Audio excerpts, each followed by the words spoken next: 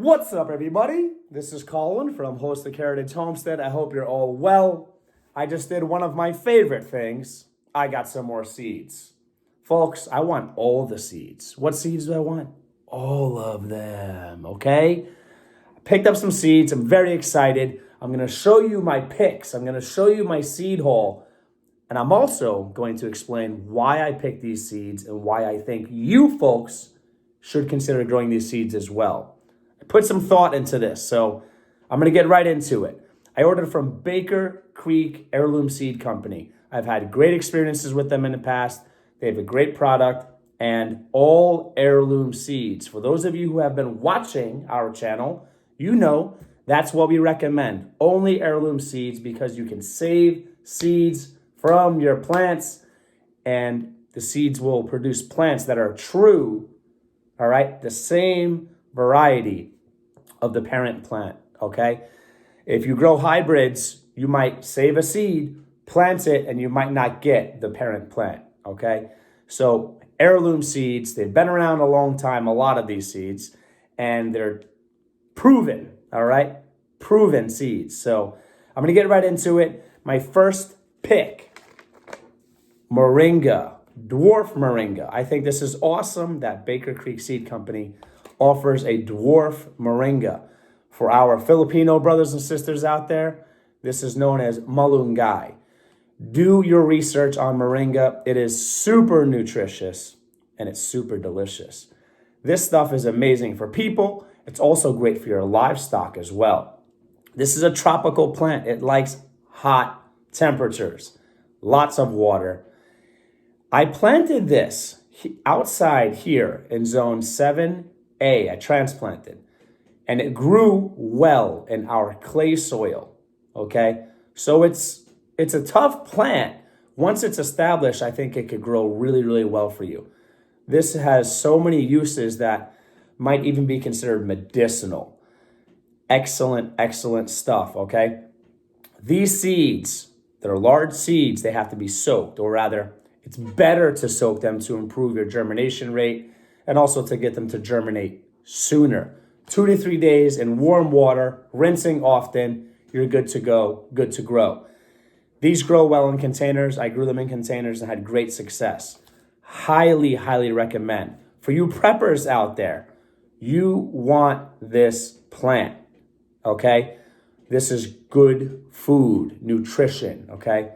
Lots of minerals, trace minerals, lots of vitamins. Excellent choice. Next up, sorghum. This is Mennonite sorghum.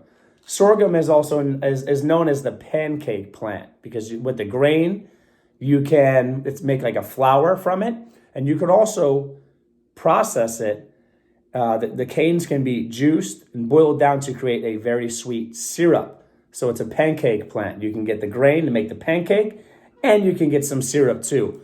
I'm interested in growing more grains because I don't want to buy the garbage, the toxic garbage in the stores. And it helps us be more self-sufficient to grow our own grains, okay? Highly recommend this. I'm excited to try this. I may have planted this in the past, but maybe didn't take care of it. I don't even remember. But this year, I'm going to try to make this happen. Sorghum, do your research. Excellent choice. Next up, strawberries. Alexandria. This is an ever-bearing strawberry. This is going to produce pretty much as long as it can grow, it's going to produce. When you plant this early enough, you can yield a crop in your first season.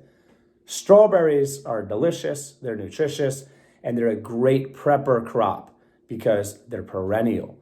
Some of these send out runners, and you can get from the parent plant or mother plant, you can get little runners. Please check out my previous video. I have a cool tip for you folks to how to manage or handle runners. Please check that out. You can clip them down with some clothespins, and once the runners are established, you cut them off and you have new plants. So this is going to help you with, it's going to be prolific, folks, okay? Now, this is an alpine type, all right?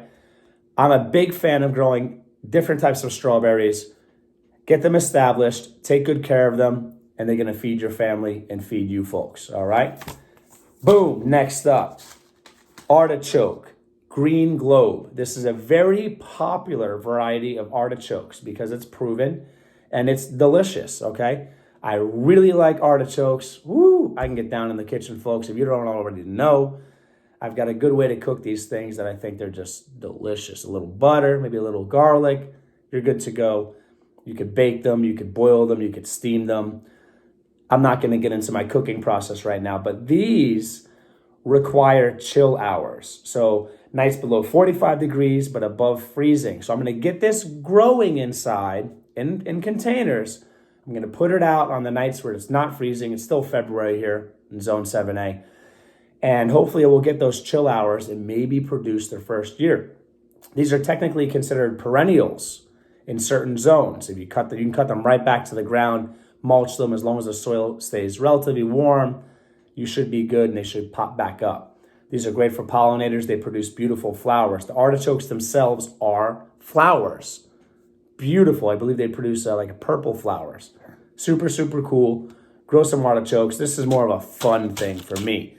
Is it going to be worth it as far as the time and the energy, as far as the amount of food produced for me? Because they're delicious and it's going to be more nutritious than anything in the stores? Yes. However, it's not a prolific plant. You're not going to get lots and lots of artichokes, 3, 4, 5, 6, 7, 8 or so on your per plant, okay? And they say to cut off a few of them so that the other ones, just leave some behind so that they can grow to a size that's really worth the processing and the cooking, all right? Boom, that's a fun one. Next up, huckleberries, okay? I had great success growing these last year. These are a very tough, strong plant, okay? I believe these are in the same family as tomatoes, okay?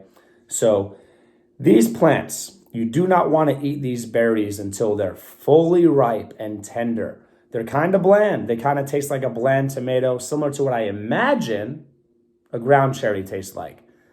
Once you cook them and sweeten them, apparently they take on some amazing flavor. I use them in like salsa and stuff and just ate some raw. It's all right, but I like that they produce a lot of berries. I've heard you can get up to like a pound of fruit per plant, and they're tough. You don't have to take care of them that well. They're gonna grow. They're kind of bushy. Excellent choice. Garden huckleberry. Please do your research on the difference between these and true huckleberries. They're not the same thing, all right? Looking forward to growing that again. This year, I'm going to grow so much loofah, it's going to be crazy. Gourds, dishcloth, or loofah. Loofah gourd, okay? These are edible. If you harvest them when they're young, they're apparently edible. I've never tried them. I only successfully grew one loofah last year, but we got some sponges. If you're looking for more than just food, beyond food, you're looking for useful things, this is one of those plants that you can grow and you can replace toxic garbage that whatever those other sponges have, okay, with all natural organic matter to scrub your bodies, clean things, whatever. This is awesome. When for preppers, you're talking about being more self-reliant, self-sufficient, being prepared. Grow your own dishcloth. Grow your own sponge to exfoliate and clean your body. This is great stuff. I'm looking forward to growing a lot of these this year. They sprawl out. They're kind of like zucchini and all that. They just take a lot of space, but it's worth it in my opinion. Next up, ground cherry, New Hanover. I did some research on the website. Apparently this is a variety that sounds promising. I have never grown ground cherries successfully. I'm determined to make it happen this year. Apparently they're very easy. They weren't for me. I don't know if it was the germination rate. I didn't water them enough. I don't recall. I think I got some to germinate, but they just never lasted. They didn't survive. Now, this one in particular is supposedly kind of sweet. Like huckleberries, they're kind of bland. But I like that they're prolific because we're talking about food production, folks. It doesn't have to always be sweet, tart, whatever. I like different flavor profiles.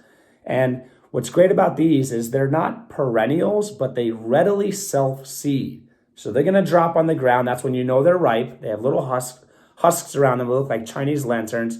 Pick them off. Boom, you could eat them. Salsas, whatever. jams and stuff like that, just like the huckleberry. They're really good for syrups, jellies, jams, and compotes. I assume this is the same thing. They're good for similar uses, rather. Now, they readily self-seed. Preppers, you should be paying attention. You want things that are going to come back every year. You don't want to be putting in massive amounts of labor to produce food, especially in survival situations. If times get tough, short term, long term, 1 year or more, you want to be able to provide food for your family. And I think this is a great option to help you do that. Next up, gourds, birdhouse gourds. I grew one of these successfully last year. I'm going for it again. I think it's awesome. I'm looking forward to hopefully growing these well and making some birdhouses with mine and my wife's, our two sons. And super cool. They grow pretty big. You can hollow them out and make birdhouses from them. This is another thing. Useful, fun, and cool. Okay? As far as prepping goes, you could use them as containers to drink out of. So you don't really have it's not easy to make containers in nature. So when you have something you could use to carry liquid to drink out of, that's valuable because they're not easily reproduced unless you got a factory, all right? Not many of us have those. So I'm looking forward to growing these and hopefully with better success this year. Folks, this is the time. Wherever you're living, for many of us, okay, this is the time to be prepared. Garden planning, pick up those seeds, stockpile seeds. You never know. The world is an uncertain place, okay? Stockpile seeds and have fun with it. What I do like about Baker Creek seeds is they typically include free seeds when you order. So tomatoes, woolly, Kate, yellow. Apparently this is from Hawaii and is recommended for hot, humid areas. Looks cool, fun. Tomatoes are so much fun, different sizes, shapes, colors, all that. I like it. I might give that a grow. Give it a grow this year. And eggplant, Antigua. Eggplant is a good prepper food. They produce a lot of volume. You get your caloric intake. You get your calories in, which is you want calorically dense food in preparedness situations.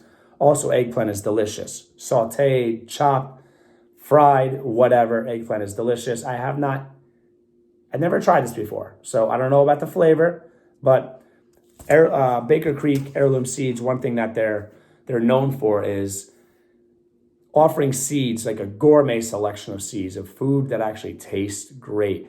And they consider flavor in their selection of seeds that they offer. So if you found this to be interesting, if I got you thinking, if I sparked some interest and you're going to pick up one or more of these seeds, let me know in the comments below. Please subscribe if you like plant seed hauls, if you like reviews, and you also want some information and tips with that stuff. I could have showed you the seeds. That's pretty cool. But I want to educate. I want to provoke thought. And I want you folks to go for it. All right? Get involved in the comments below, everybody. Take care.